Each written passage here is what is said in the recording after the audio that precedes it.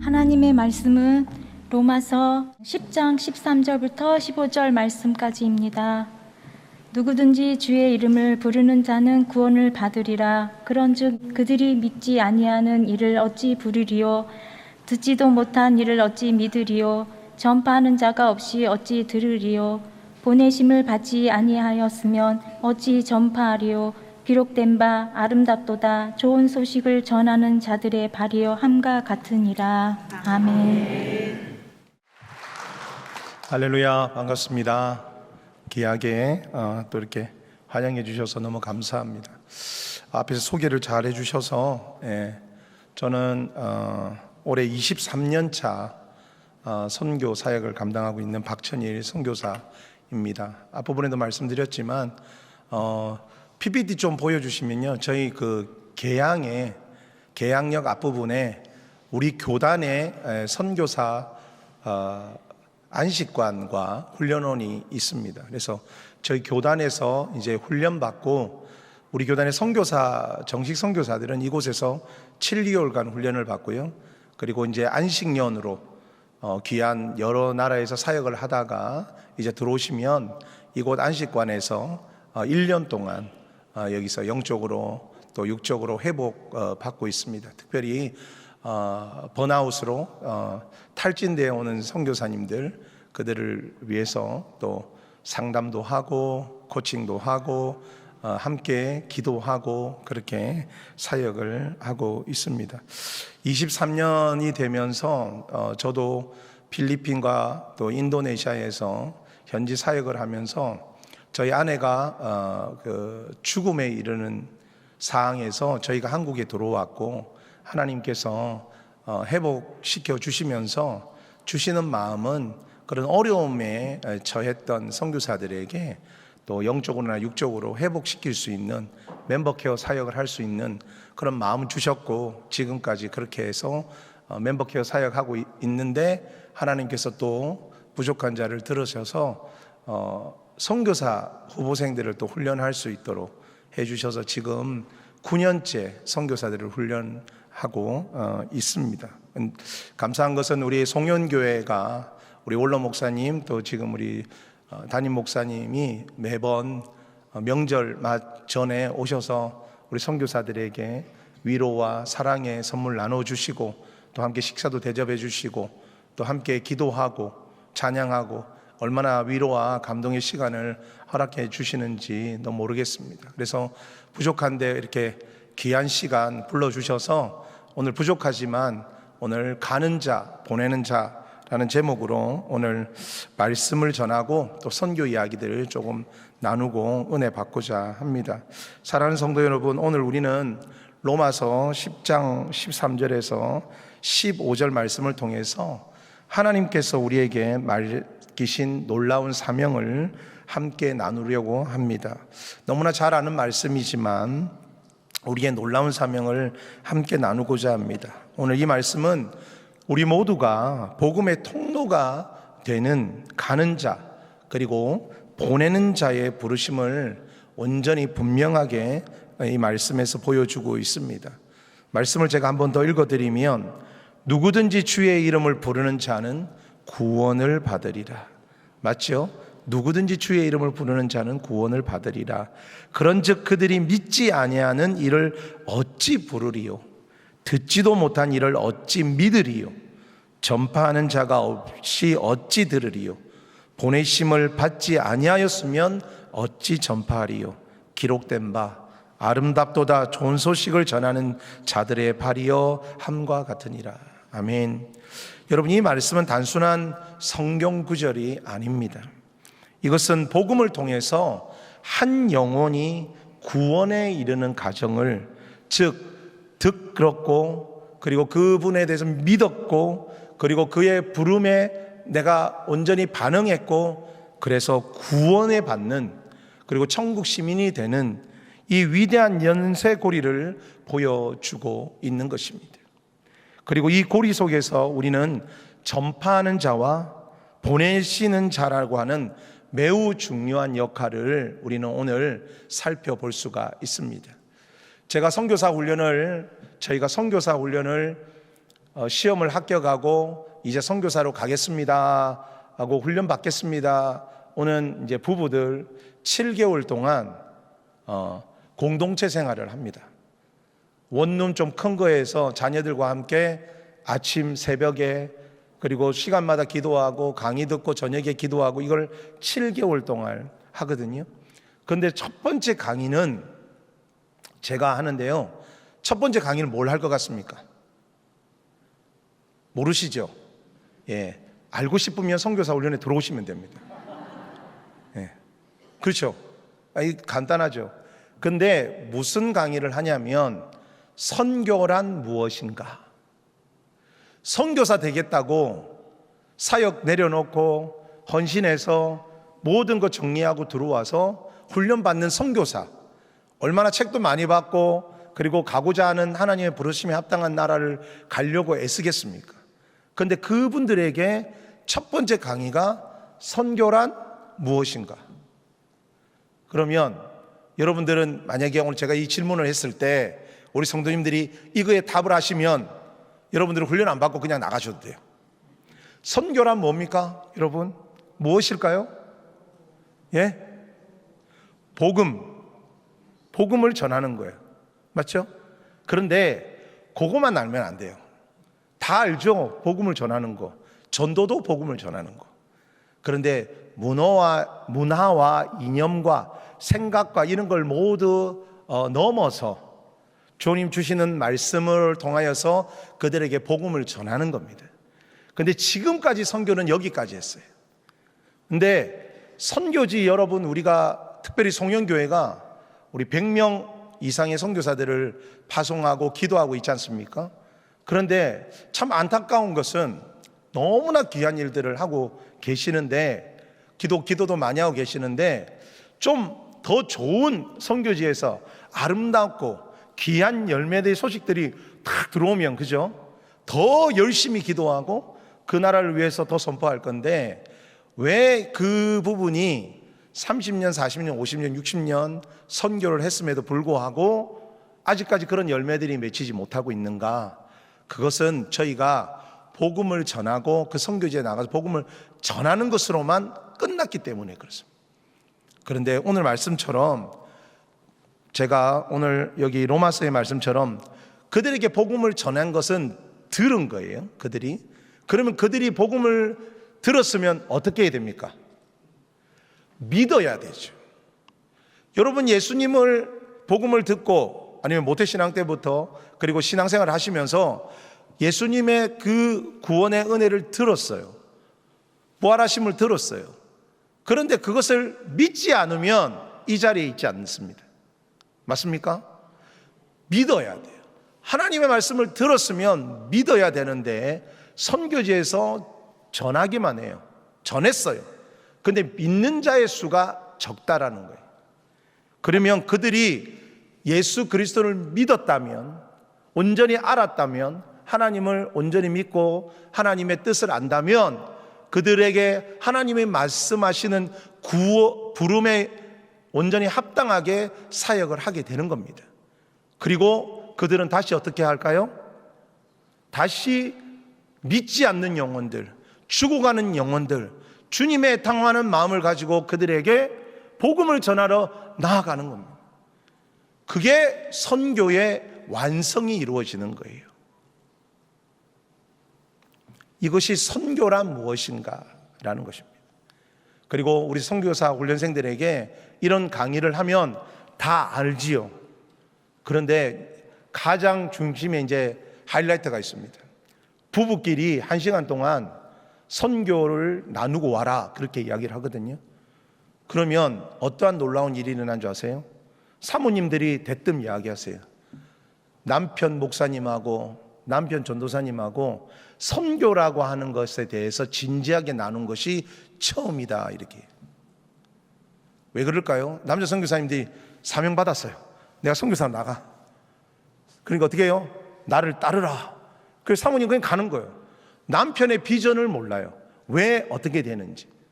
그래서 제가 사모님들에게 칭찬을 많이 듣습니다. 왜냐하면 처음 이런 걸 나누게 해주시고 그리고 성도님들이 아니면 교회에서 이렇게 오시면 봉투 주면 저는 꼭 남자분 안 드리고 사모님을 드리거든요. 예, 사모님들에게 인기가 좋으면 훈련이 편하더라고. 예. 자, 맞습니까? 예, 맞죠. 예. 그래서 남자들에게는 공공의 적인데 그거는 뭐 별 상관은 없고요. 자, 그래서 들었고 믿었고 부름받았고 구원의 이 위대한 연쇄고리를 오늘 이 말씀에서 보여주고 있습니다. 자, 어떤 이는 직접 발걸음을 옮겨서 복음을 전하고 또 어떤 이들은 기도의 무릎으로 물질의 헌신으로 그들을 돕습니다. 이 두 역할은요 서로 분리될 수 없고 구원의 동력 그 자체라고 우리는 말할 수 있습니다. 그래서 오늘 이 말씀을 깊이 묵상하면서 가는 자, 그리고 가는 자의 아름다운 발걸음을 우리가 생각해보고, 그리고 보내는 자의 이 간절한 기도가 어떻게 만나서 또 귀하게 만나서 하나님의 구원의 역사를 이루어 가는지 오늘 말씀을 통해서 함께 나누어 보고자 합니다. 첫 번째로는요, 가는 자의 아름다운 발입니다. 특별히 우리 교단에서 대표적으로 제일 선교사들을 많이 파송한 교회가 어딜까요? 송영교회죠. 모르세요? 이 귀한 사실을 모르신다고요? 제일 많습니다. 예, 자부심을 가지시죠. 자, 그래서 가는 자들 엄청나게 보냈잖아요. 자, 이제 그러면 먼저 가는 자, 보내는 자 좀 이따가 이야기하겠는데요. 가는 자의 아름다운 발이라고 오늘 나오는데, 이 가는 자의 아름다운 발은 복음의 씨앗을 뿌리는 거예요. 왜 발이 아름다운가? 로마서 10장 15절 오늘 말을 하는데, 이 말씀은 이사야 52장 7절의 말씀을 인용한 겁니다. 이사야 52장 7절 말씀을 제가 읽어드리면, 좋은 소식을 전하며 평화를 공포하며 복된 좋은 소식을 가져오며 구원을 공포하며 시온을 향하여 이르기를 내 하나님이 통치하신다 하는 자의 산을 넘는 발이 어찌 그리 아름다운가. 이 말씀에서 오늘 말씀을 인용을 해서 쓴 말씀인데요, 이 말씀을 이해하려면 이 이사야 시대의 배경을 이해하는 것이 중요합니다. 당시 이스라엘 백성은요, 바벨론 포로 생활을 하면서 절망 속에 있었고 고통 속에 있었다고 합니다. 이 고통과 절망 속에 있었던 이 이스라엘 백성들에게 가장 필요한 것은 무엇이었겠습니까? 해방되는 것, 그리고 구원의 좋은 소식을 듣는 것이었습니다. 우리가 일제 시대 때에 우리가 어떤 소식을 가장 듣고 싶어서 우리가 노력했습니까? 독립운동했습니까? 독립되는 거죠. 네, 마찬가지입니다. 근데 이때 멀리서 산을 넘어오는 발이 보였습니다. 그 발은 먼지를 뒤집어 쓰고 상처투성이었지만 그 발걸음이 가져오는 소식은 그들의 영혼을 살리는 희망 그 자체였다라는 것입니다. 그 발은 바로 좋은 소식, 복음을 전하는 자의 발이었고, 낭만적으로 꾸민 발이 아니라 고난과 수고를 감내하여서 먼 길을 달려온, 그래서 복음의 가치를 오롯이 담고 있는 발이었다라는 것입니다. 그래서 사도 바울은 이사야의 말씀을 인용하면서 예수 그리스도의 복음을 전하는 자들의 발이 이와 같다라고 오늘 아름다움을 선포하고 있는 말씀인 것입니다. 여러분, 복음을 전하는 행위는 단순히 정보를 이렇게 해서 예수를 믿어야 복 받고 은혜 받고 영원한 생명 산다고 하는 정보의 전달을 넘어서 죽어가는 영혼을, 그 죽어가는 영혼을, 생명을 살리는 행위인 줄 믿습니다. 맞습니까?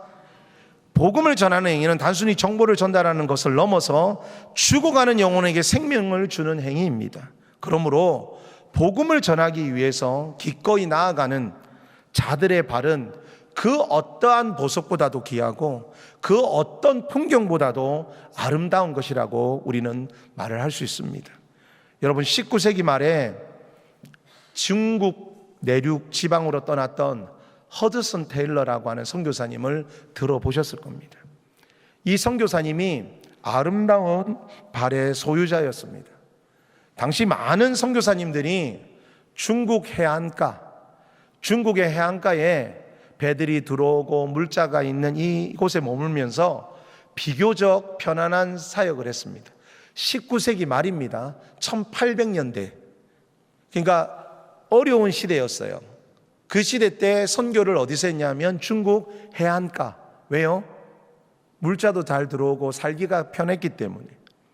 하지만 그는 허드슨 텔러는 중국의 90%가 살고 있는, 거주하고 있는 이 내륙으로 들어가야 된다라고 늘 기도했고 생각했고, 그것이 중국 선교를 살리는 것이라고 했습니다.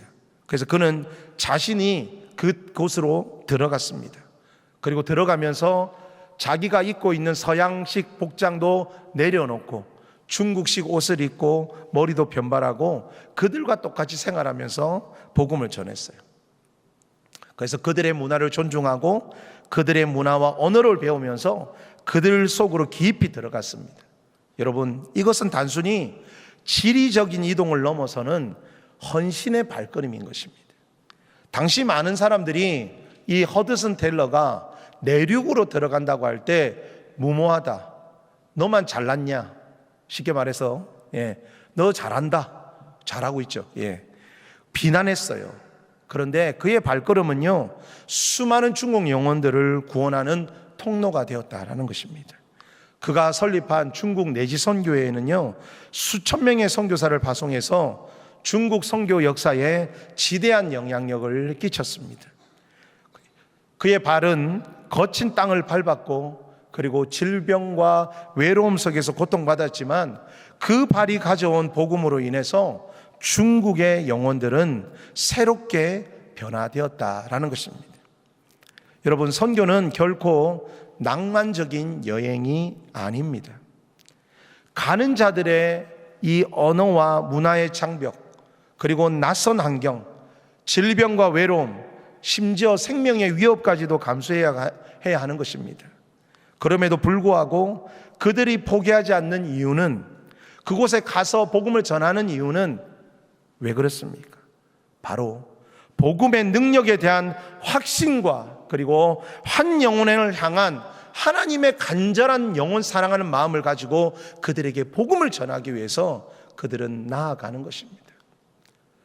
제가 인도네시아에서 사역을 했는데, 어디서 사역을 했냐면요, 적도에서 사역을 했습니다. 여러분, 적도 아세요? 잘 그러면 인도네시아 예전에 현대 가구에서 보르네오 가구 들어보셨습니까? 반응을 좀 해주시면. 보르네오 가구 아시죠?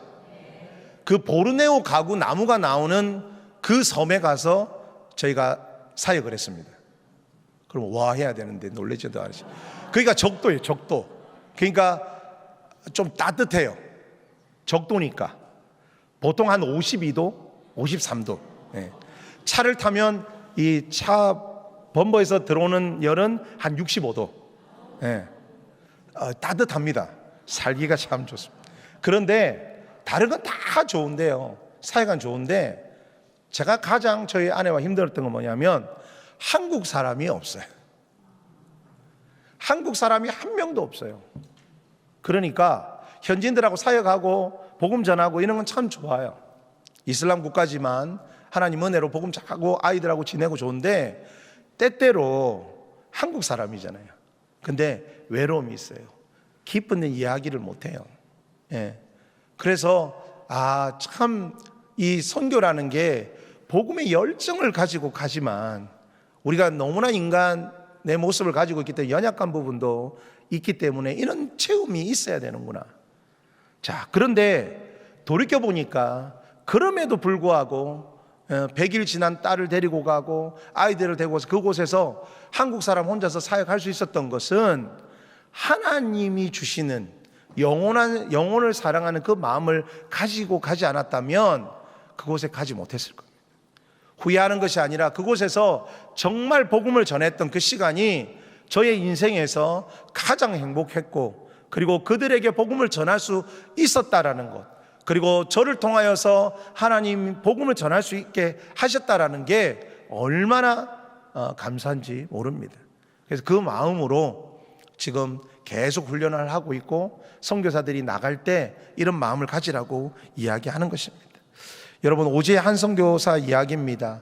그는 수년간 홀로 원주민 마을에서 복음을 전했지만 사람들이 그의 말을 듣지 않는 거예요. 오히려 그 선교사님을 배척하고 조롱했어요. 때로는 생명의 위협을 느끼면서 너 가라, 나가라. 그런데 이 선교사님 포기하지 않고 그곳에 계속 머물렀습니다.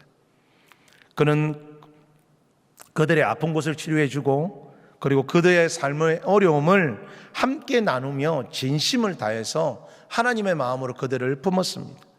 그런데 어느 날 마을 사람 중에 큰 병으로 죽어가는 사람이 생겼습니다. 그 마을 사람들은 절망했습니다. 이 사람 죽는구나. 그러나 선교사는요, 그 아픈 자 옆에서 밤새도록 그를 돌보고 그를 위해서 하나님께 간절히 기도했습니다. 다음 날 놀랍게도 그 환자는 기적처럼 회복되었습니다. 이 사건을 통해서 마을 사람들은 선교사의 진심과 그리고 선교사가 믿고 있는 하나님을 보게 되었다라는 것입니다. 그제서야 그들은 선교사의 복음의 메시지를 귀를 기울이기 시작했다라고 하는 이야기를 제가 책에서 봤습니다. 이처럼 가는 자의 발걸음은요, 단순히 지리적으로 이동하는 의미만을 가지고 있는 것이 아닙니다. 그것은 영적이고 인격적인 헌신의 발걸음인 것입니다. 그들의 헌신은요, 복음의 씨앗을 뿌리는 일이며 그 발이 오늘 말씀처럼 아름다운 발이라는 것입니다. 여러분, 가는 자의 그 아름다운 발, 우리가 가지는 못하지만 그런 마음을 가지고 그 나아가는 자들을 위해서 늘 기도해 주시기를 주님의 이름으로 축원합니다. 두 번째로는요, 이제 보내는 자의 마음을 생각해 보려고 하는데요, 보내는 자의 기도와 헌신은 이 구원의 엔진을 돌리는 것과 같다라고 말씀드리고 싶습니다. 여러분, 보내는 자는요, 함께 가는 자입니다. 복음은 혼자의 힘으로 전해질 수 없어요.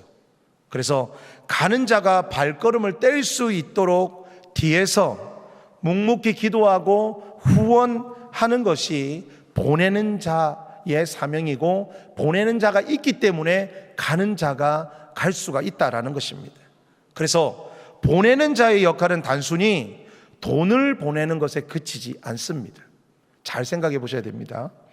그들의 기도는요, 영적인 방패가 되고요, 그들의 후원은 선교사의 삶을 지탱하는 힘이 되는 것입니다. 그래서 보내는 자는 물리적으로는 떨어져 있어요. 우리가 거리가 멀리 떨어져 있잖아요. 그러나 영적으로는 가는 자와 함께 사역하는 진정한 동역자가 보내는 자입니다. 여러분, 보내는 자이시죠? 아멘? 보내는 자이시잖아요. 제가 아는 한 선교사님의 부부의 이야기를 들려드리면, 우리 선교사님은 너무나 열심히 사역을 하는데 경제적으로 어려운 환경에 있었습니다. 그런데 어느 날 한국의 한 교회가 이 소식을 듣고 성도님들이 그 선교사님을 위해서 기도했습니다. 그리고 기도하면서 적지만 후원했습니다. 그 교회 성도님들은 매주 한 번씩 선교사님 부부를 위해서 특별 기도회를 열고 그들의 생활비를 정기적으로 후원했습니다. 선교사님은 이 후원을 받을 때마다 단순히 돈을 받는 것이 아니라 성도님들의 사랑과 기도를 받는다라고 느꼈다고 합니다. 그들의 헌신적인 사랑이 자신들의 사역을 근든히 받쳐주고 있다라고 하는 것이 확신이 생기니까 어려움이 와도 고난이 와도 이 선교사님은 예전의 사역과 다르게 하나님이 주신 그 확신을 가지고 그 성도님들의 기도로 통하여서 그는 온전히 사역을 어려움 속에서도 잘 감당했다라고 하는 그런 우리 교단의 선교사의 이야기입니다. 여러분, 보내는 자의 진심이 가는 자의 사역을 든든히 받쳐준다라는 것입니다. 우리 송영교회 귀한 성도님들이 귀하게 보내는 이 사역을 통하여서 가는 자의 사역을 든든히 바치고 있고, 그리고 그 귀한 사역자들, 가는 자들의 사역 가운데에 그들이 힘들고 어려울 때에 다시 한 번 더 하나님으로부터 주신 그 사명에 확신을 가질 수 있다는 것, 우리 성도님들의 기도와 그리고 여러분들의 그 보내는 자의 마음인 줄 믿습니다. 자, 그러면 두 번째로 보내는 자의 기도는요, 구원의 가장 강력한 엔진이 됩니다. 여러분, 우리가 그냥 선교사 보내고 우리 선교사님은 가서 열심히 하기 때문에 그 선교사님들이 다 한다고 생각하는데 절대로 그렇지 않습니다. 제가 말씀드릴게요. 여러분들, 기도는요, 우리가 보내는 자의 기도는요, 구원의 가장 강력한 엔진이 됩니다. 자, 한번 따라해 보실까요? 구원의 가장 강력한 엔진이 된다. 구원의 가장 강력한 엔진이 됩니다. 우리 성령교회 성도님들이 보내고 그 100명에 가까운 선교사들을 보냈을 때 그 사역에 여러분들이 열일하시는 거예요. 대단하신 겁니다. 구원의 가장 강력한 엔진이 되는 기도를 해주시는 겁니다. 여러분, 보내는 자의 가장 중요한 역할이 무엇일까요? 다름 아닌 기도입니다. 우리가 드리고 있는 기도는요, 영적인 세계를 움직이는 가장 강력한 힘이 있습니다. 아멘. 우리의 기도를 통해서 복음을 듣는 사람들의 마음이 열리고 사단의 방해가 무너지고 선교사들은 영적으로 육적으로 강건해지는 것입니다.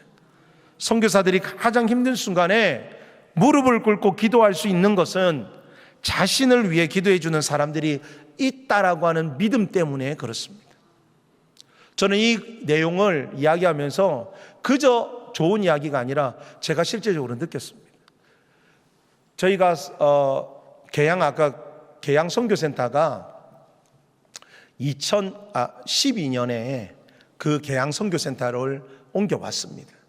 그리고 저희들이 사역을 하다가 안식관도 세우고 2015년에 2014년부터 뭘 했냐면요, 선교사님들이 열방을 품은 선교사 중보 기도회라고 화요일 7시마다 기도를 했어요.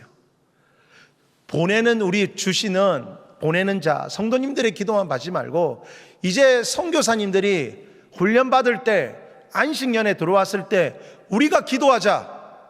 그래서 7시부터 8시 반까지 우리가 열방과 미전도족을 위해 기도하고, 선교사님들 중에 치유받아야 될 사람들을 기도하고요, 우리 교단 선교를 위해 기도하고, 그리고 기성 선교사 센터와 안식관의 훈련을 위해서 기도하고, 나라와 민족을 위해서 강력하게 기도합니다. 그 기도 제목과 기도를 제가 지금 13년째 인도를 하고 있는데 507회째 지난주에 했습니다. 500회째 때는 우리 유튜브에 방영을 해서 선교지에 있는 사람들, 저희가 이걸 자랑하는 게 아니라 이걸 통하여서 선교사님들이, 그곳에 오는 선교사님들이 무엇을 느꼈냐면, 기도해 주는 분들이 너무나 많구나. 그리고 선교지에서 선교사들이 기도해 주는구나. 제가 이걸 기도하다가 하나님 앞에 좀 회개한 부분이 있었는데, 뭐냐면요, 안식관에 오시는 분 선교사님들이 기도 시간 되면 기도하러 안 내려오는 거예요. 아니, 사역도 잘하고 이름도 대단하신 분들인데 왜 기도회를 참여 안 하지? 그러면서 불평불만이 탁 올라오는 거예요. 아니, 기도해야 될 거 아니, 기도 안 하고 저 사역을 했단 말이야. 이렇게 생각을 했어요. 그런데 그 다음날 아침에 묵상하면서 하나님께 주신 마음은 뭐냐면, 기도할 수 있는 힘이 없다라는 거예요. 사역은 하지만 하나님 앞에 기도하고 무릎 꿇을 수 있는 힘이 없을 정도로 번아웃 되었고 탈진된 상태라는 거예요. 하나님의 일은 하지만 그냥 능력으로 하는 게 아니라 그냥 하던 대로 하는 거예요. 뭐가 문제예요? 무릎 꿇을 수 없는 그 안타까움. 그들도 얼마나 하나님 앞에 나오고 싶겠습니까? 그런데 그래서 회개하고요, 제가 회개하고 선포했습니다. 그 선교사님들이, 그 가정들이 하나님 앞에 무릎 꿇고 나올 수 있도록. 그래서 만나는 자들마다 우리 선교사님들을 위해서 기도해 주세요. 선교사님들을 위해서 기도해 주세요. 사역보다도 우리 선교사님들이 영적으로 육적으로 강건해서 하나님의 사역을 잘 감당할 수 있도록 기도해 달라고 부탁하고 있습니다. 그리고 그 기도 제목을 이제 많은 분들에게 나누어서 같이 기도하고 있습니다. 여러분, 선교사들이 가장 힘든 순간에 무릎 꿇고 기도할 수 있는 것은요, 보내는 자들의 그 영적인 기도를 통하여서 우리가 기도할 수 있는 거예요. 여러분들이 정말 기도해 주시는 것들은 선교의 구원의 엔진의 동력이 된다라는 것을 여러분 아시기를 소망합니다. 한 선교단체의 보고서에 따르면 현지 사역자들이 가장 큰 힘을 얻는, 그러니까 현지에서 사역하고 있는 선교사님들이 가장 큰 힘을 얻는 것은 재정의 후원이 아니래요. 재정을 많이 받는 게 가장 힘이 되는 게 아니라 자신들을 위해 끊임없이 기도해 주는 사람들이 있다고 하는 확신이라는 거예요. 그 확신을 가질 때 하나님께서 일하시고 그 선교지에서 선교사를 통하여서 그곳에 하나님의 복음의 역사가 일어난다라는 것입니다. 그들은 기도의 힘을 통해서 외로움과 고통을 이겨내고 예측할 수 없는 상황 속에서도 흔들리지 않는 담대함을 얻을 수 있었다라는 것입니다. 제가 이제 말씀을 마무리하고 가기 전에 간증 하나 하겠습니다. 제가 7년 전에 훈련했던 이집트의 선교사 2가정이 파송을 했습니다. 이집트가 이슬람 국가지 않습니까? 그리고 복음을 전할 수가 없습니다. 노방전도 할 수 없습니다. 그런데 가보니까 별로 할 게 없어요. 다 막혀 있어요. 그런데 생각나더랍니다. 훈련 받을 때 우리 원장님이 기도하고 선포하고 하나님 복음을 전할 때에 마음문 열린 자들을 만나게 해달라고. 그래서 그들이 3시간씩 기도하고, 또 좀 지혜롭게 낮에 가서 복음 전하면 안 되잖아요. 저녁에 이렇게 산책하면서 이렇게 이집트 공원에 이렇게 산책하다 보면 혼자서 앉아있는 청년들, 이런 사람들에 다가가서 아랍어로 좀 얘기하면 이제 관심을 가지지 않습니까? 그렇게 하다가 복음을 전했는데 여러분 놀라지 마세요. 5년 지나니까 엄청난 많은 인원이 하나님을 믿었어요. 12명. 엄청난 인원이 12명이면요 엄청난 겁니다. 이집트에서 자기가 평생 이슬람으로 살았는데 주님을 영접하고 예배하고 그들이 선교사로 나갈 때 헌신한 자들이 12명입니다. 그런데요, 지금 그 후배들이 왔다가 안식년에 지내고 가는데 정말 대단해요. 안식년 와서도요 하루에 3시간 이상 꼭 기도하고요, 터져 나갈 정도로 기도하는 거예요. 근데 선교지에서도 그렇게 해요. 그런데 한 명 다른 교단의 선교사님이 그러는 거예요. 저거 저렇게 하다가 추방당할 거다. 저렇게 하면 안 되는데. 그런데 추방 안 당해요. 요번에 2명 다시 더 들어갔거든요. 그리고 요번에 또 새롭게 1명을 또 그곳에 기도하는 친구를 보내려고 해서 요번에 안수했습니다. 그런데 하나님께서 하시는 거예요. 그래서 지금 그 친구들이 기도 편지를 얼마 전에 받았는데 이 친구들이 뭐냐고 하면 성도님들에게도 기도 부탁하고 그리고 자기 후원하는 교회들이 기도하고 그래서 복음을 전할 때마다 그들의 마음문이 열려있게 해달라고 기도하고 자기들도 거기서 강력히 기도하니까 그 기도하는 지역이 그들이 찬양하고 예배하는 이 선교사님의 가정이 영적인 판도가 바뀌어가는 거예요. 그래서 복음을 전할 때 우리는 인간적으로 할 수 없다라고 하는 그 지역에서 하나님의 역사가 일어나는 거예요. 그래서 그들이 가족 안에 매여 있지 않고 복음을 듣고 예배하고 그들이 훈련받고 그리고 1명은 한국으로 와서 서울신학대학교에서 공부할 겁니다. 지금 놀랍지 않습니까? 그것은 선교사님들이 기도하지만 보내는 자들, 우리 여러분들이 기도해 주셔서 구원의 엔진을 돌리기 때문에 그런 놀라운 역사가 일어나는 것입니다. 보내는 자의 기도는 가는 자의 사명을 완성하는 가장 중요한 엔진입니다. 우리는 비록 선교지에 직접 갈 수는 없지만 기도의 무릎으로 선교의 최전선에서 함께 서는 여러분 되시기를 간절히 소망합니다. 말씀을 마무리하고자 합니다. 사랑하는 성도 여러분, 오늘 우리는 로마서 10장 13절에서 15절의 말씀을 통해서 가는 자의 아름다운 발과 그리고 보내는 자의 헌신적인 기도가 어떻게 구원의 놀라운 이야기를 만들어내는지 우리는 보았습니다. 이 두 역할은 마치 자동차의 두 바퀴와 같습니다. 어느 한쪽이 없으면 제대로 나아갈 수 없는 것입니다. 우리 모두는 누구든지 주의 이름을 부르는 자는 구원을 받는다라는 진리를 알고 있습니다. 그러나 그들의 주의 이름을 부르기 위해서는 누군가가 가서 복음을 전해야 하고, 그리고 그들이 갈 때 그들이 갈 수 있도록 보내는 자가 있어야 오늘 이 말씀이 이루어지는 겁니다. 누구든지 주의 이름을 부르는 자는 구원을 받으리라. 가는 자가 있어야 되고 보내는 자가 있어야 됩니다.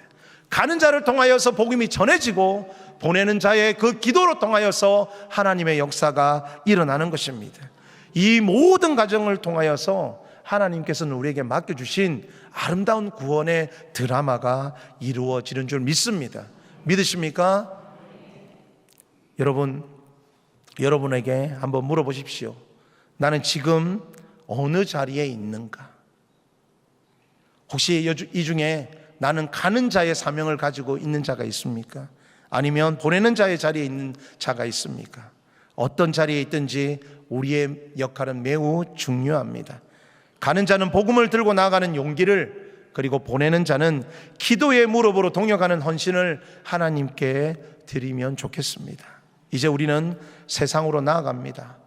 복음이 필요한 곳으로 우리의 발걸음을 옮기거나 혹은 그 발걸음을 옮기는 이들을 위해서 우리의 기도의 무릎을 꿇어야 할 때입니다. 아름답도다 좋은 소식을 전하는 자들의 발이여, 이 말씀은 가는 자뿐만 아니라 그들을 보내는 우리 모두에게 주시는 하나님의 칭찬의 말씀입니다. 우리 송영교회가 정말 많이 보냈잖아요. 그래서 그 보내는 곳으로만 끝내지 말고 기도로서 영적으로 그곳에 판도를 바꾸는, 그리고 그 선교사님들이 그 확신을 가지고 그 땅에서 복음의 좋은 소식들, 열매의 좋은 소식들이 함께 오고 갈 때 하나님의 구원의 아름다운 역사가 더욱더 우리 송영교회를 통해서 일어나기를 간절히 소망합니다. 그렇게 해주실 것이요, 기도해 주시면 좋겠습니다. 보내는 자의 온전한 사명을 가지고 다시 한 번 더 최선을 다하시는 우리 송영교회 되시기를 주님의 이름으로 축원합니다.